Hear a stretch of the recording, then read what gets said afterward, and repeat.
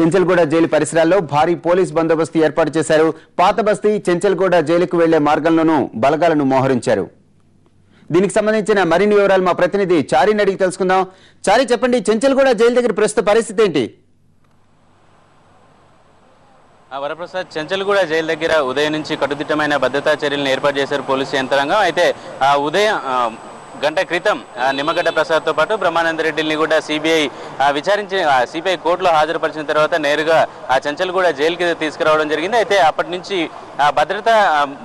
భద్రతను భారీగా పెంచడం జరిగింది. అయితే చెంచల్గూడ జైలుకు వచ్చే రెండు మార్గాలను మూసేయడం జరిగింది. మొత్తానికి భారీ ఎత్తున పోలీసు బలగాలను మోహరించారు. ప్రస్తుతం చెంచల్గూడ జైలు దగ్గర చూస్తే ఇప్పటికే 100 మంది పోలీసు కానిస్టేబుల్తో పాటు 2 ఏసీపీ స్థాయి అధికారులతో భద్రతా చర్యలను నిర్వహిస్తున్నారు. ఇప్పుడు మనం ప్రత్యక్షంగా చూడొచ్చు లైవ్ లో చెంచల్గూడకు వచ్చే 2 మార్గాల్లో కూడా పూర్తిగా రెండు చోట్ల నిర్మానుషమైనటువంటి వాతావరణం ఏర్పడింది. ఎవరిని ఈ దారి నుంచి ఎవరిని అనుమతించడం లేదు.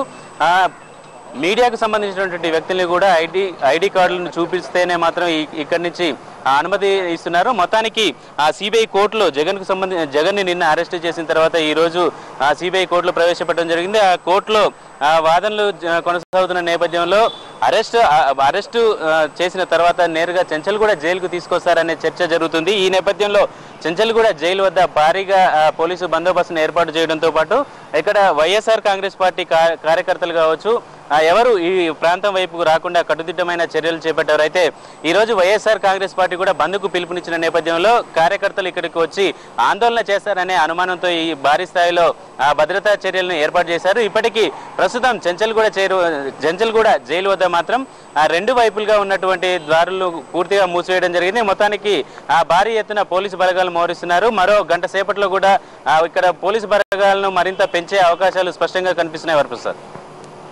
Okay, thank you Chari.